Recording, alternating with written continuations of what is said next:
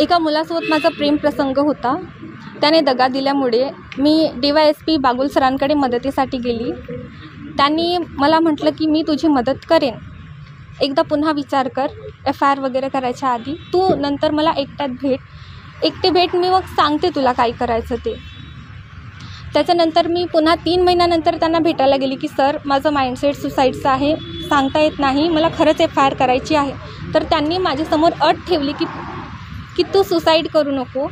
दुसरं म्हणजे आपण एक क्लोज फ्रेंड राहू आणि तिसरं एक रिलेशनमध्ये राहू. माझं माइंडसेट एकदम इमोशनल आणि सुसाईड लेवलचं होतं, त्याच्यामुळे मला त्यांचे वर्ड समजलं नाही.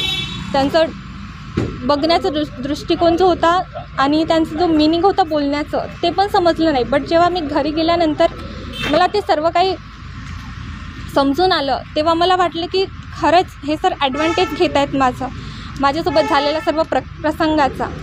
आणि त्यांनी खरंच माझा ॲडव्हान्टेजच घेण्याचा प्रयत्न केला. त्यांनी हे सुद्धा म्हटलं की तू डेटवर येशील का, तू सांग कधी फ्री राहशील, आपण डेटवर जाऊ, मी अजूनही तरुण आहे, असं वगैरे खूप गलत वर्ड त्यांनी म्हटलं. नेमकं आता तुम्ही पोलीस स्टेशनला काय तक्रार दिली?